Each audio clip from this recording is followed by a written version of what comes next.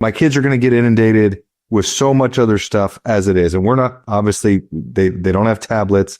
They don't have phones. They're still very much too young for any of that. And frankly, I don't know that I'll ever fully give them access to that, because I'm well aware of the dangers of that. And I just felt like there's so many other opportunities and avenues today that didn't used to exist for the adversary to find his way in.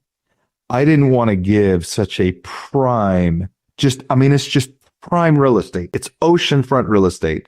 7 hours of the day, when your kids are most focused, most awake, most alert, you ship them off to somebody else who likely doesn't believe what you believe, doesn't care to believe what you believe, and is being told from a very authoritarian structure, this is what we teach, this is how we teach it, and there can be no deviation from this. I just, for me, was like, no, I don't care if I'm not even a good educator myself, or my wife isn't a good educator, and she does great, by the way. I'm just saying that doesn't matter to me as much as not allowing the adversary just carte blanche, that kind of access, unsupervised, without any ability for me to stand as a defender of my child. I just couldn't give into that. I just couldn't do it. And in fact, even today, with all the kids that we have, there are still moments where I think, boy, it would be a lot easier on my wife if we found even a private school. Like, well, maybe we send them to a private school and maybe that would be better.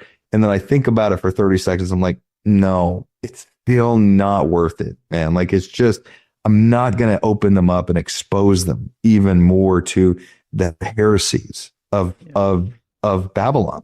I refuse to do it.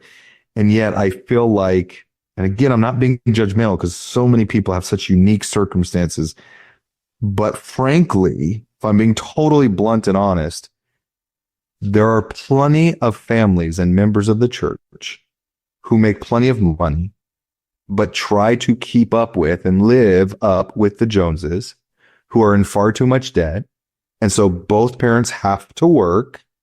And so going to school for their children is not an option. They have to go to school because they cannot homeschool their kids anymore. And because of that choice, frankly, we are losing a lot of youth to Babylon. We just are. And there's a lot of ones that are doing good. Like, I don't want to be totally black-pilled here. There's a lot of youth that are doing really good, but there are a lot of youth who are struggling mightily, and we're not doing anything truly to help alleviate the onslaught that the adversary has on these youth. And that's a problem. Frankly, it's a problem. And it's something that needs to be reconsidered in a lot of homes and amongst a lot of families. And this kind of concept that we're talking about people need to look in the mirror and really take a hard look at what matters most. And is it really worth it to put our kids through this? In fact, I've met a lot of parents now who their kids were in public school, and at a certain point, they did do that and looked at themselves and say, I'm not doing this anymore. This is killing my kid. I'm losing them, and took their kid out and started homeschooling them. And the changes have been radical in the most positive way. So anyway, I'll get off my soapbox for that. But I think this is something we should be more open to talk about in the church, but because of sensitivities, we don't. And yet these verses kind of show us that, hey, it's our number one priority, and we need to make it such. Yeah, and it's not that we're against communal or organized group teaching, right? If anything, it would be really nice to have more resources as members of the church to come together. Yeah.